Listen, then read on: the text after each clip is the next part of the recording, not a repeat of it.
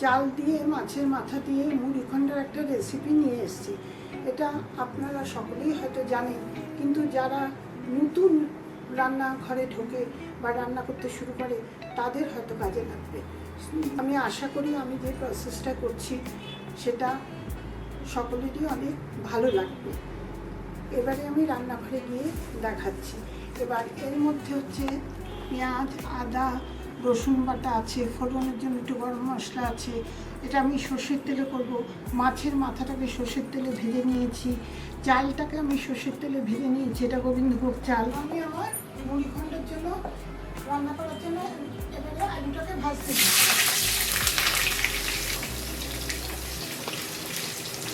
তার মুড়িঘণ্টার রেসিপির জন্য পেঁয়াজ বাটা দিচ্ছি।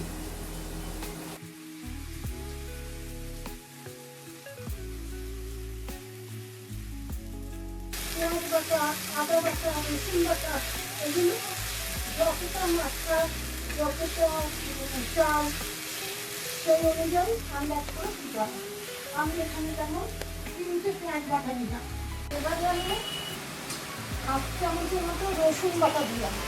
এই পেঁয়াজ বাটা, রসুন বাটা আগে ভালো করে ভাজা হবে, তারপরে আমি আদা বাটা দেবো।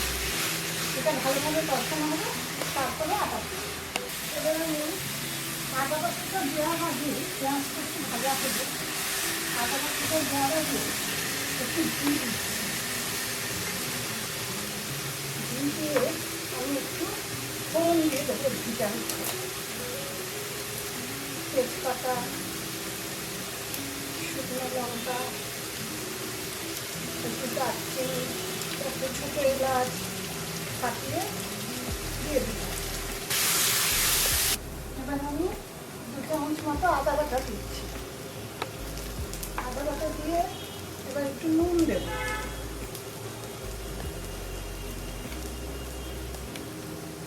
এবার একটু হলুদ করে দেবো। এবার একটু লঙ্কা দিয়ে দেবো। যে যেমন ঝাল খেতে পছন্দ করবে সেটা বুঝে লঙ্কা একটু দেবো। এবারে আমি এখানে একটু জল দেবো। 1 কাপ মতো জল দেবো। এই সময় আমি এই যে ভাজা চালটা এটাও দিয়ে দেবো।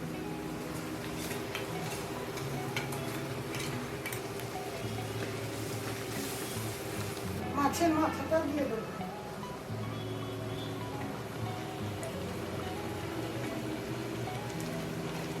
দিয়ে এটাকে আমি এখন ভালো করে কষতে দেবো।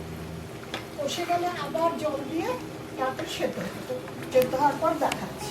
গোবিন্দভোগ চাল দিয়ে মাছের মাথা দিয়ে আমার রান্না করা মুড়িঘণ্ট সম্পূর্ণ পরিবেশনের জন্য তৈরি হয়ে গেছে।